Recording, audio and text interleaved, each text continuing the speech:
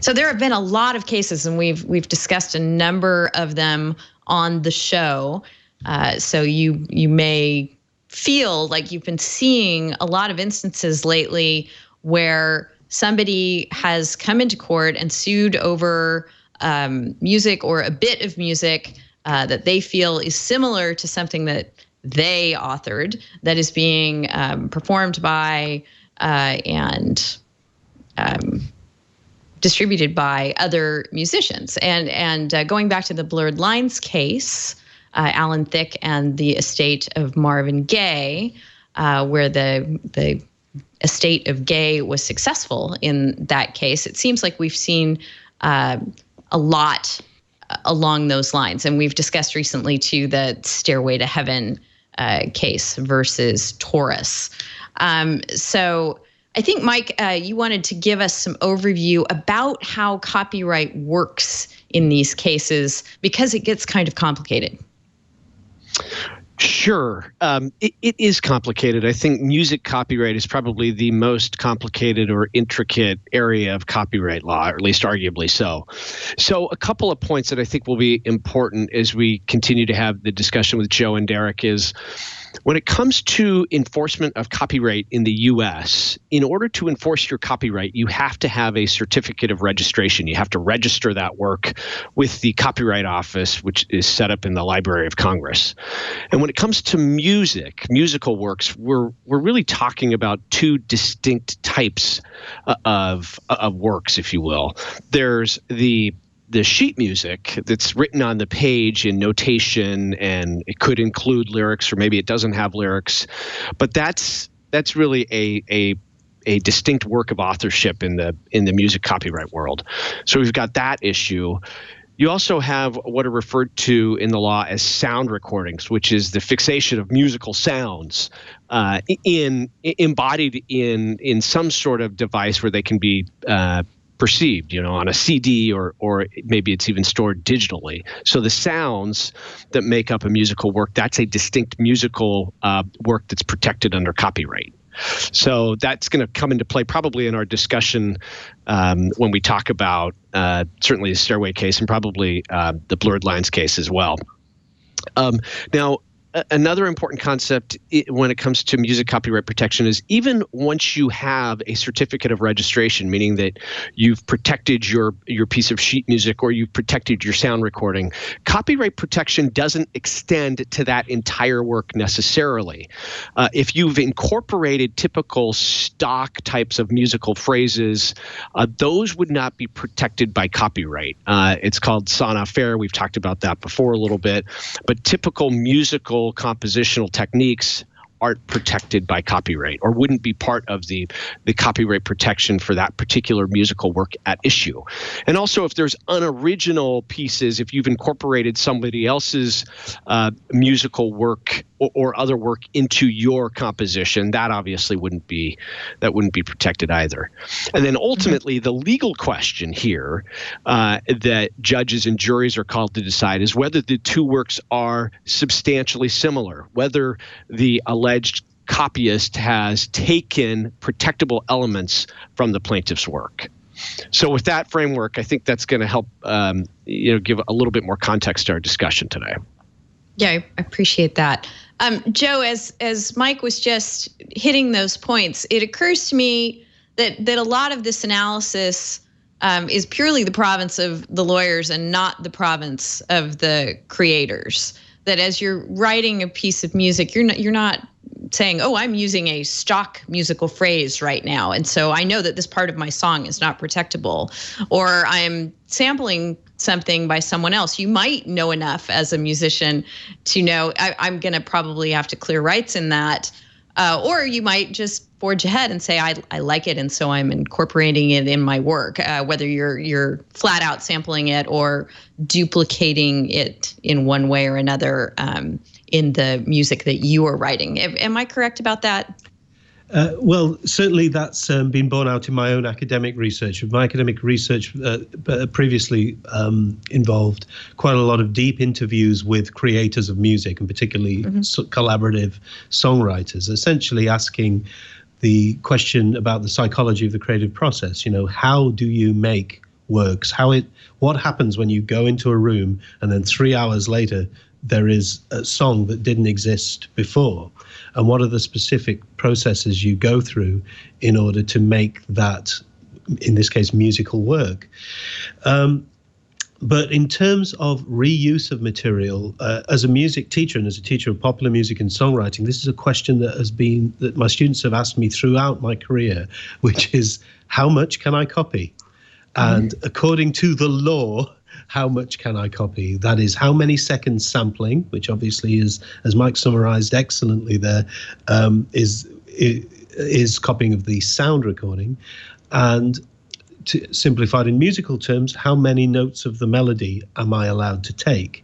Now, as you guys know, the answer is always substantial similarity, and substantial is an adjective that is applied on a literally case-by-case basis. So whenever my students ask me, how much can I sample in my work, I say, I think it's fair to say, even as a foreigner, I can say I agree with the Sixth Circuit, which is none at all. If you take any work from any prior sound recording, and however much you manipulate it, however much you reappropriate it, and in terms of balance, however much new creative content you add in your new derivative work, does not affect the extent of substantiality. So the challenge really, there are so many challenges, as Mike said, but I think one of the main ones is the way the creative process has changed over the last 30 years or so for songwriters, and certainly changed very significantly since the 70s. And the Blurred Lines case was a good example of this, because the certificate of registration with the Copyright Office, in that case, as we know, registered the sheet music. And in creative terms, songwriters very often don't use sheet music. They're not traditional classical composers in that way. They often compose straight to tape or straight to computer as it is now, which means that while creating a musical work, in many cases, they're also simultaneously creating a sound recording. And from the creator's perspective, the musical and creative gestures that you might undertake are very difficult to pull apart. So for example, the transcription that was filed with the Copyright Office for Blurred Lines, which I think that must have been filed sometime around the release of the record, which is 77. That wasn't done by Marvin Gaye, nor was it, this is a transcription of the song Got to Give It Up, nor was the song ever written in that way in the first place.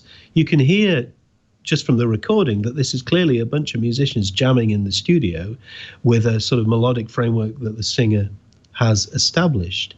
So my understanding is, and disclosure, I wasn't involved in the Blurred Lines case, so I can talk freely about it.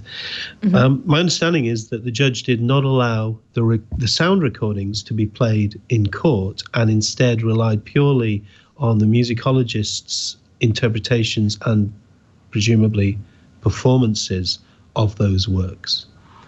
But the challenge is, where does a musical work end and a sound recording begin? It's really easy to define what a sound recording is. It's either a physical artifact, such as a CD, or it's a digital audio file. And of course, all the CD is one great big digital audio file on a plastic medium. But the sound recording itself and the sound recording itself is really quite easy to detect copying.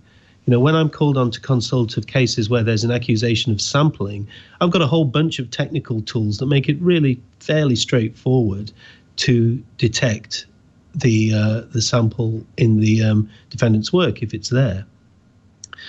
But and I don't know if I'm using the word loophole technically correctly in a legal sense here, but I certainly perceive it as a loophole, is that what happens when you imitate, using humans and studio techniques, when you imitate the properties of a sound recording but don't copy the composition. Now, this is the bread and butter of the TV ad music industry. The story goes something like this. The ad agency pitches to their client, let's say it's a car manufacturer, and they say, we want, I don't know, let's choose a track at random. We want the Beach Boys' Good Vibrations under this car ad.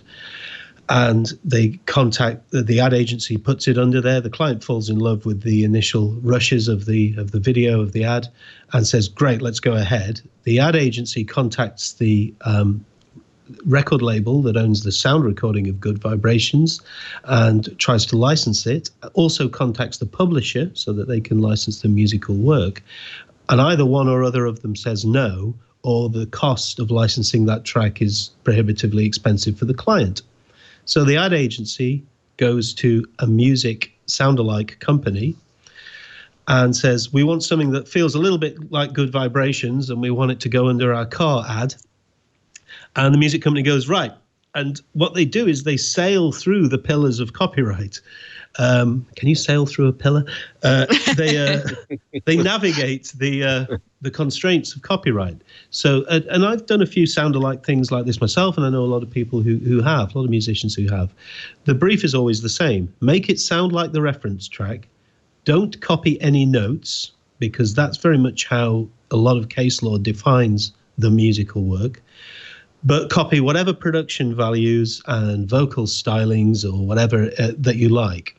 So you end up with a track that sounds a bit like the Beach Boys and not quite like Good Vibrations, a sort of a pastiche work.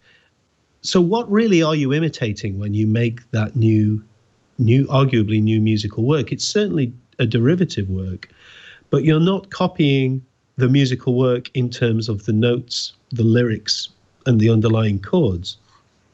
But you're copying all of the production values, the reverb times, the equalization on the drum sound, the whatever it is, retro vibe of the production.